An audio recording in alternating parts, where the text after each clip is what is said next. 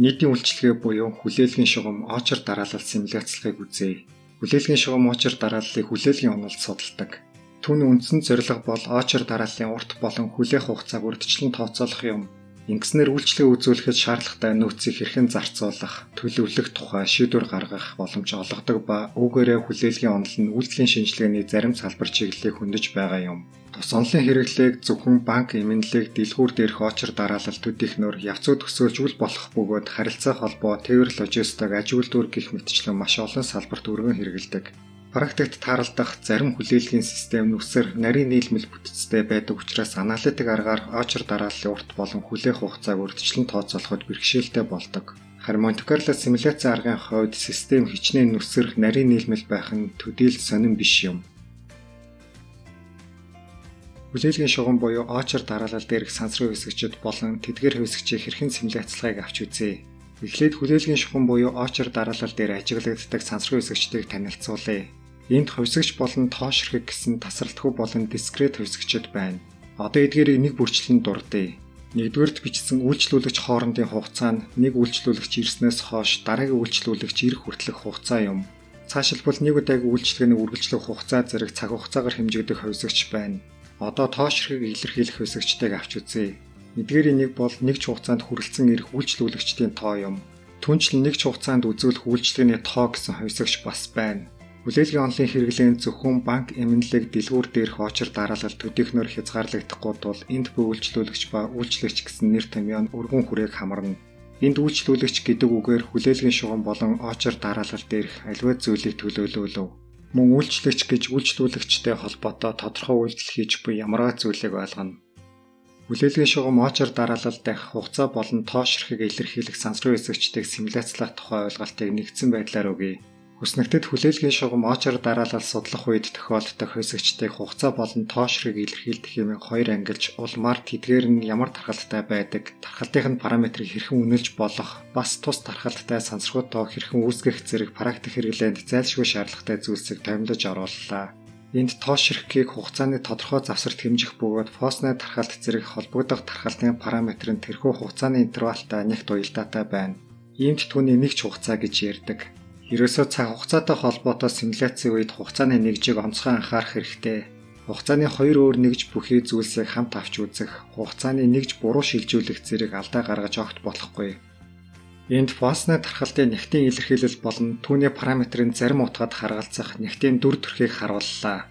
Нөгөө хоёр тархалт болох илтгэж тархалт ба Веблийн тархалтын нягтын функц, түүнийх нь графикийг өмнөх сэдвээр танилцуулсныг сануулъя. Магадлалын онолд туршилтаар илрэх үр дүнгууд буюу үзэгдлүүдээс онцгойлон авсан нэг эсвэл хэсэг үр дүнг тусгаалan амжилт гэж нэрлэдэг.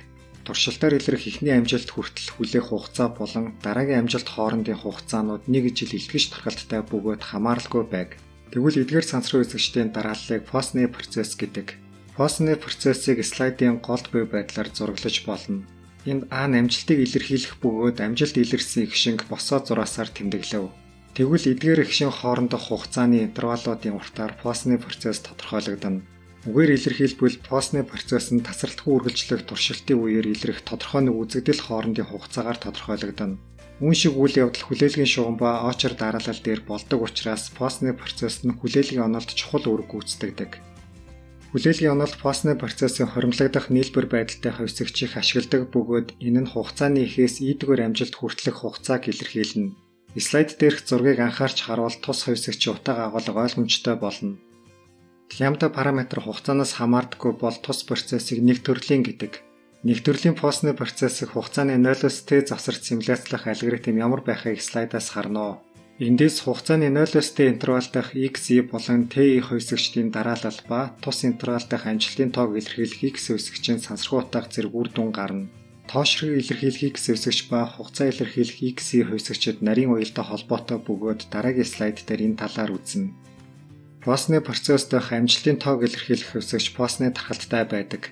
Тэгвэл эхний амжилт хүртэлх хугацаа болон түүнээс хойших амжилт хоорондын хугацааг илэрхийлэх хувьсгчид фосны тархалттай сансрын хувьсгчтай ямар уялдаа холбоотой болохыг үзье. Үүний тулд t хугацаанд дор хаяж нэг удаа амжилт илрэх гэсэн үзэгдлийн магадлалыг сонирхох хэрэгтэй. Postnet тархалтын лямбда параметр нэг ч хугацаанд илрэх амжилтын дундаж тоотой тэнцүү байдаг тул T хугацаанд илрэх амжилтын дундаж тоо нь лямбда үржих нь T болно. Иймд T хугацаанд дор хаяж нэг удаа амжилт илрэх гэсэн үзэгдлийн магадлал нь амжилт илэртэл хүлээх хугацаа T-гээс бага байх магадaltaй тэнцүү байна. Ийхүү тоошрохыг ба хугацааг илэрхийлэх хувьсгчдийн хамаарал тодорхой боллоо. Лямбда параметр нь хугацаанаас хамаардаг Postnet процессыг нэг төрлийн бус гэдэг. Тархалтын параметр хугацаанаас хамаарна гэдг нь танд ойлгомжгүй байвал энд буй жишээг уншаарай. Одоо нэг төрлийн бус Postnet процесс хэрхэн симуляцлахыг үзье. Нэг төрлийн бус Postnet процессын хувьд эрчмийн параметр нь хугацаанаас хамаарч хувьсна. Тэгэхээр хугацааны дурын A-гаас B завсарт илрэх амжилтын тоон лямбда T функцээс тус завсраар авсан интегралтай тэнцүү дундаж бүхий Postnet тархалттай болно. Одоо тус процессыг симуляцлах нэг арга үзье. Энэ нь лямбда T эрчмийн функцийн хамгийн их утгаар тодорхойлогдох тогтмол эрчим бүхий нэг төрлийн Postnet процесс дээр тулгуурладаг. Слайд дээрх зургийг харуул симуляцийн санаа ойлгомжтой болно. Энд нэг төрлийн Postnet процесс симуляцалж байгаа юм шиг сансрын утга үүсгээд улмаар тэрхүү утгынхаа эрчмийг симуляцаж буй нэг төрлийн бус процессын эрчимтэй тохирч буй эсгийг шалгаж байна. Хэрв тохирч байвал тус утгыг зөвшөөрч эсрэг тохиолдолд няцаана. Сая танилцуулсан аргаар нэг төрлийн бус Postnet процессыг хугацааны 0-оос T завсарт симуляцалж T хувьсгчдийн сансрын утга үүсгэх алгоритмыг слайд дээр буй байдлаар зохиож болно. Мөн энд зөвхөн хугацаагаар бус бас үзэгдлийн тоогоор хязгаарлалт тавьж болно. Хэрв тэгвэл тус алгоритмын 2 дугаар алхамд n-ээс их гэсэн нөхцөл оруулна. Энд n нь үйлчлүүлэгчдийн тооны хязгаарлалт юм. Симуляцийн жишээ авч үзэнгээ арга зүйн зарим зөвлөмж өгье. Үйлчилгээний системд 3 цагийн хугацаанд дунджаар хичнээн үйлчлүүлэгч хүрэлцэн эрдгийг хүснэгтээр үзүүлв. Энд хугацааны нэгжийг минутаар авлаа.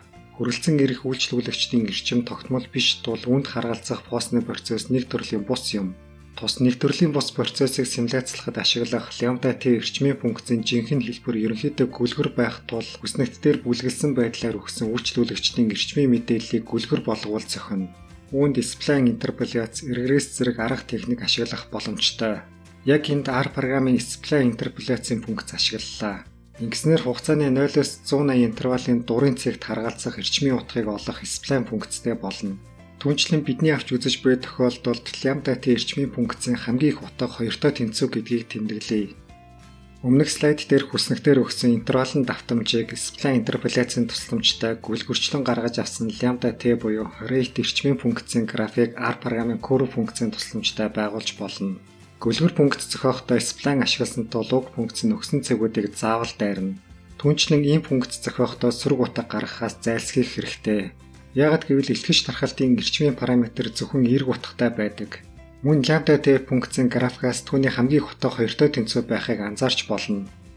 Үйлчлүүлэгчид хэдийд хүрэлцэн ирснийг илтгэх T1, T2 зэрэг хувьсгчдийн сансрын утга үүсгэх функцийг нэг төрлийн бус Postnet процесс симуляцлах алгоритмын дагуу зохиож бичив. Энэхүү кодыг ойлгомжтой болгохын тулд тус алгоритмын харгалзах алхмын дугаарыг кодын тайлбар байдлаар орууллаа. Мөн энд T-ний нийт хугацааг илэрхийлнэ.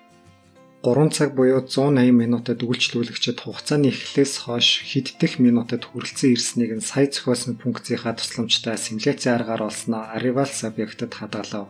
Самсргуу тоо үсгүүрийн эхлэх утгыг setSeed функцийн тусламжтай бэхэлсэн үед ямар үр дүн гарсныг хүснэгтэлж үзүүллээ.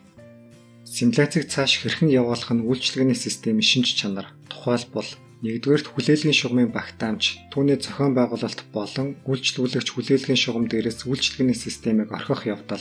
Хоёрдугаарт үйлчлэгчийн тоо, гуравдугаарт үйлчлэгчийн үйлчлэгээ үзүүлэх хурд, дөрөвдүгээрт олон үйлчлэгчтэй бол тэдгээрийн үйлчлэгээ үзүүлэх хурд адил эсэх болон сул чөлөөтэй үйлчлэгчдэд үйлчлэгээ хуваарлах стратеги. Тавдугаарт үйлчлэгээний шат дамжлага гэх мэтчлэн олон хүчин зүйлээс шалтгаална.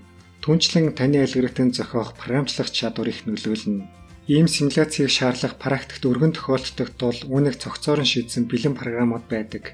Тэдгээр програм дээр симуляц хийхийн тулд системийн зохион байгуулалтыг илэрхийлэх эсгэн болон шинж чанарыг нь тодорхойлох параметруудын утгыг өгөхөд л хангалттай байдаг. Симуляцийг цааш явуулахдаа үйлчлүүлэгч хэдий хүртэл дараалалд зогсох, хэдийд үйлчлэгээ авч эхлэх, ямар хугацаанд үйлчлэгээ авах болон хизээ үйлчлэгээ авч дуусгах гэх мэтчлийн үзэгдэл бүрт харгалзах их шинг тооцоолж олно. Тэгэхдээ үүнийг хамгийн ихний үйлчлүүлэгчээс эхэлж улмаар дараагийн үйлчлүүлэгч рүү шилжих буюу хөврүүлсэн байдлаар хийж гүйцэтгэнэ. Түүнчлэн ийм тооцоог хүснэгт татаад гар аргаар хийж болох бөгөөд энэ нь симуляцийн програмаа тестлэх боломж олгодог. Өмнөх сэдвүүдэд сансрын үсэгч симуляцлахдаа гистограмм байгуулах, тархалтын тухай статистик таамаглал шалгах зэргээр бичсэн кодоос тестэлж байсан. Харин иймэрхүү симуляцийн хувьд сансргүй оролтуудаа бэхэлж байгаад гарсан үр дүнг нь дээр дүрцэн хүснэгтэн тооцоодоо тулгах байдлаар бичсэн кодоо тестэлж болно. Бид энэхүү симуляцийн хувьд SETC-17 гэж сансргүй оролтоо бэхэлсэн. Үйлчилгээний систем нэг үйлчлэгчтэй бөгөөд үйлчилгээ үзүүлэх хугацаа нь K тэнцүү 2 хэлбэрийн параметр, лямбда тэнцүү 0.75 масштабын параметр бүхий Веблийн тархалттай гээе. Тэгвэл үйлчлүүлэгч тус бүрд үйлчлэх сансргүй хугацааг өмнө дурдсанчлан R-Webel функцийн тусламжтай үүсгэнэ. Мөн үйлчлүүлэгч очор дарааллыг орхиж явахгүй гээе. Тэгвэл Arrivals болон Service Duration хувьсагчдад хадгалагдж буй үйлчлүүлэгчид хэдийд хүрэлцэн эрсгээсэн болон хэр хугацаанд үйлчлэгээ авсан тухай мэдээлэлд тулгуурлан үйлчлүүлэгчид дараалалд хэр удаан зогсож хүлээсэн, хэдийд үйлчлэгээ авч эхэлсэн, хизээ үйлчлэгээ авч дууссан, дарааллын урт ямар байсан зэргийг тооцож гаргах боломжтой. Тооцооны эхэнд эдгээр нь тодорхойгүй байх тул тус мэдээллийг хадгалах объект бэлдэх хэрэгтэй. Үүний тулд нул буюу хоосон утгатай объектууд үүсгэлээ. Өмнөх слайд дээр дурдсан нөхцөлд симуляцийн туршилт явуулах програмын кодыг энэхүү слайдаар харуулж байна. Үүнийг зохиож бичгэд өмнөх сэдвүүдэд ашиглаж бас дэлгэрэнгүй тайлбарлаж байсан давталтын оператор болон нөхцөлт тушаалын оператор ашигласан. Иймд програмын кодыг өөрсдөө уншиж ойлгоно. Түүнчлэн програмын кодыг ойлгомжтой болгохын тулд объектуудыг агуулж буй утгатай нь уялдуулан нэрлэж, бас кодын тайлбар нэмж бичлээ. Үүн шиг симуляцийн туршилтаас гарсан үр дүнг харахтаа data frame буюу хүснэгт хэлбэрт оруулбал зохимжтой. Симуляцийн үр дүнг агуулж буй объектууд бүгд вектор хэлбэртэй бөгөөд эдгээрээр багнуудаа хийсэн хүснэгт буюу data frame үүсгэж санах ойд хадгалаад улмаар дэлгэцэд харуулах тушаал слайдын эхэнд бичиж харууллаа. Улмаар симуляцийн зарим үр дүн болох очор дарааллын урт болон очор дараалалд орж хүлээх хугацааг диаграмаар харуулав.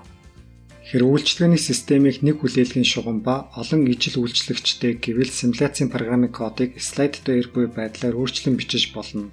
Ижил үйлчлэгчтэй гэдэг нь тэдгээр үйлчлэгчдийн үйлчлэгээ үзүүлэх хугацаа ижил тархалттай гэсэн үг юм. Нэг хүлээлгийн шугам ба хоёр ижил үйлчлэгчтэй үеийн симуляцийн үр дүнг диаграмаас харна. Нэг хүлээлгийн шугам ба олон үйлчлэгч бүхий үйлчилгээний системийн жишээ гэвэл очор дарааллын тасалбар олгодог банк зэрэг үйлчлэгийг дурдж болох юм. Цаашилбал банкны тейлрүүдийн үйлчлэгээ үзүүлэх хурд харилцан адилгүй тул уг симуляцид үүнийг тусгуул зохино. Энэ мэтчлэн симуляцийг улам бүр сайжруулсаар бодит байдалд ойртуулж болно. Үйлчлэгчдийн нэг нь 2 дахин удаан үйлчилдэг ба тэд хоёул сул чөлөөтэй үед үйлчлүүлэгч тэдний аль нэгийг ижил боломжтойгоор сонгоно гэвэл симуляцийн програмыг слайд дээр харагдаж буй байдлаар бичиж болно. Сүүлийн симуляц буюу үйлчлэгчдийн үйлчлэгээ үзүүлэх хугацаа 2 өөр тархалттай ба тэд хоёул сул чөлөөтэй үед үйлчлүүлэгч тэдний аль нэгийг ижил боломжтойгоор сонгоно гэсэн нөхцөлд гарсан үр дүнг диаграмаас харна. Мөн энэ тохиолдолд эхний үйлчлэгч 56, хоёрдугаарх нь 83 удаа үйлчлэгээ үзүүлсэн байна. Очор дарааллын урт болон хүлээх хугацааны диаграм R програм дээр байгуулахын тулд ямар тушаал өгөхийг слайд дээрх кодоос харж болно. Өмнөх симуляцуудад очор дарааллын уртыг үйлчлүүлэгч хүрэлцэн ирэх үед байснаар тооцож гаргасан. Бодит байдал дээр очор дарааллын урт нь аль нэг үйлчлүүлэгч үйлчлэгээ авч эхлэх болон дуусах үед бас өөрчлөгдөнө. Очор дарааллын уртыг ийм байдлаар тооцож гаргая гэвэл нэмж хэдэн мөр код бичих шаардлага гарах бөгөөд үүнийг танд үлдээе. Цаашилбал энэхүү симуляцийг хүрэлцэн ирсэн үйлчлүүлэгч очор дараалалд орж хүлээхгүй байх, эсвэл хүлээж байсан очор дарааллыг орхиж явах, олон хүлээлгийн шугамтай болгох, очор дарааллын уртыг хэмжээ хязгаартай болгох, сул чөлөөтэй үйлчлэгчдэд ажил үйлчлэгээ хуваарлах янз бүрийн стратеги нэвтрүүлэх гэх мэтчлэн олон хувилбараар явуулж болно. Эцэст нь хэрэг үйлчлэгээний систем олон шаттай амжилттай бол өмнөх шатны үйлчлэгээ авч дуусгах хэгшин нь удаах шатны үйлчлэгээнд хүрэлцэн ирэх хэгшин болохыг тэмдэглэе. Иймд олон шат дамжлагтай үйлчлэгээний системийг шат дамжлага тус бүрээр нь салган симуляцлж болно. Үүгээр өнөөдрийн видео лекцээ өндөрлөе.